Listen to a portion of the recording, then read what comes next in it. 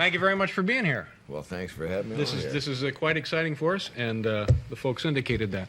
How long have you known Willie Nelson? That's a hard question. Last week, Willie and Johnny Cash and Waylon Jennings and I were over in Switzerland, and we're talking about just that. I was trying to figure out how long I'd known Willie, and we couldn't even remember when we met each other. Yeah. And I figure it's because he was. I sort of idolized him when I was in the Army. Mm-hmm. He was one of the hero songwriters, and then when I went to Nashville after I got out of the Army, I sort of made friends with a lot of guys who had been fired by Willie, mm-hmm. and ex-musicians, and he kind of worked his way into my consciousness, and I don't remember when I didn't know him. Yeah. What were you guys? He's been on the show here with Willie was on about 6 months ago. What were you folks doing in Switzerland? We were doing a Christmas show for Johnny Cash, and I can tell by the question on your face, it sounds like a question that one of the press over there asked the bunch of us, why Montreux, Switzerland, John? Uh-huh. And Waylon said, because that's where Jesus was born. Johnny hit the ball. Yeah. Yeah, I don't think people realize that, but it's... Yeah, he sat there. He looked just like a kid who had said, you didn't know? I knew that one, did you? Now, this is the voice I wish I had. You know? No, you, right here. Sure. Tell me about Songwriter. This movie has been made for... it has been made, right? It's out now? Well, that's kind of a question, too. It has been made, and it's a real good film. Uh-huh. And it's being put out in the strangest fashion of any film I've ever seen. It's kind of a well-kept secret. Like we don't even have a film clip to show you. Yeah. On the I thought we did, but it's a terrific film. And the only reason I'm bragging on it is because absolutely nobody else in the world is going to say anything about it. The company is going to let it go right down the toilet. Now. It's been, it was produced by Sidney Pollack, mm-hmm.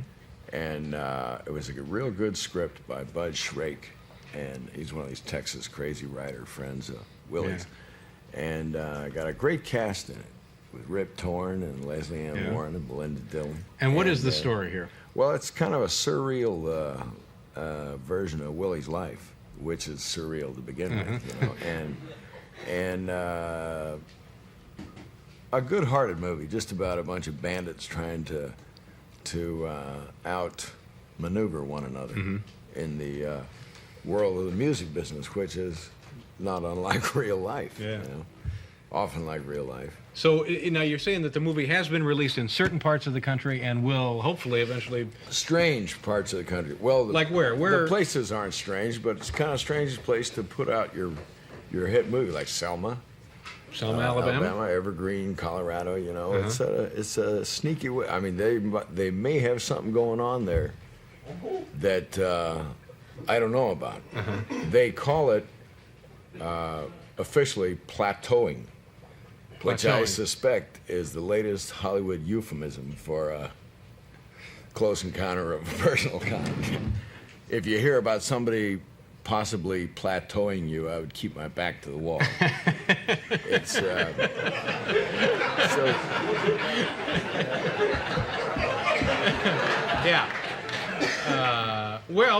but it's a good movie. You know what? You would like the movie. It's as twisted as.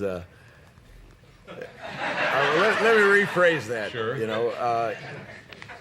I thought earlier when I was coming on here how you and Willie have a similarly sort of oblique way of looking at life. Really.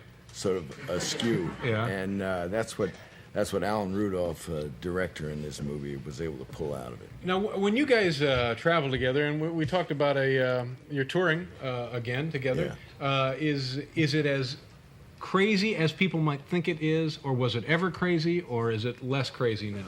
I think it was crazier before, but it's still crazy. It's still crazy. Yeah. It's well, we were on stage in Nashville about 2 weeks ago.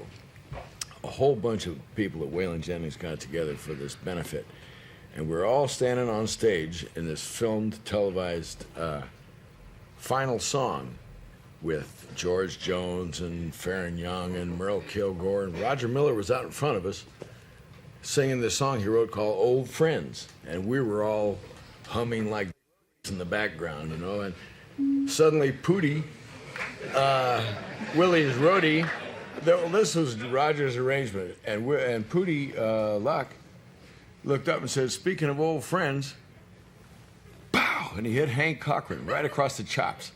And Willie stood there. What tickled me was Willie's reaction to the whole thing. This is being filmed, right?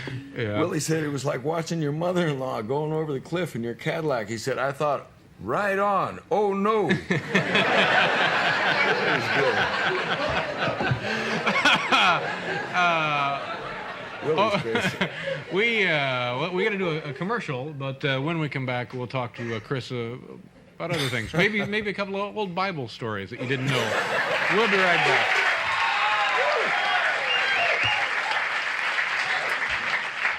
Kris, let me. This is. Oh, they're terrific. They are terrific. This is I guess a press information deal. A Star is Born vaulted Kris to Hollywood stardom and won him the Golden Globe Award for from the Foreign Press's Best Actor, and it was a major event in your lifetime. What was it like working with Barbra Streisand? Boy, I ought to know the answer to that one. I've probably been asked that more than anybody else. It was challenging. It was real hard, and it was real rewarding. Yeah. It was like. Did you know her before the film began? Yeah, I did. Yeah. I'd known her some years before that. We had actually kind of dated or whatever. Is that right? Now, I didn't realize that. When did that take place? Back in when I first started performing back in 1970. Yeah. She Now came to this sing. boggles the mind. I hate to interrupt here, but what the hell do you do with Barbra Streisand on a date? What? Just explain that one. Where does that begin? Where does it end? Good Lord, what? I kind of just went around wherever she took me, but we got along real well. She was a good date. Well, yeah. I mean, date. Well, I haven't been on a date since high school. But, Yeah. But we hung out together and enjoyed each other's company. Yeah. And when we worked on a film, we fought a lot because we were both protecting areas of integrity, I think, that we were worried about. And but it was for the right reasons. It was to make a better film. And when we finished up with a lot of mutual respect and affection. Yeah. And I have a lot of gratitude for it because it was definitely a step up to a different level of See, now I thought it was going to be like a horror story, but obviously you said despite the fact that you were fighting, it turned out to be a good relationship. Oh, yeah. I just did a video with her. For what? For a song that she's got out, some crazy record. I don't know anything about it. It's What was the video like? Well, it was confusing, intentionally so. Yeah. The director told me that Jonathan Kaplan said that they make these just the opposite of the way they make movies.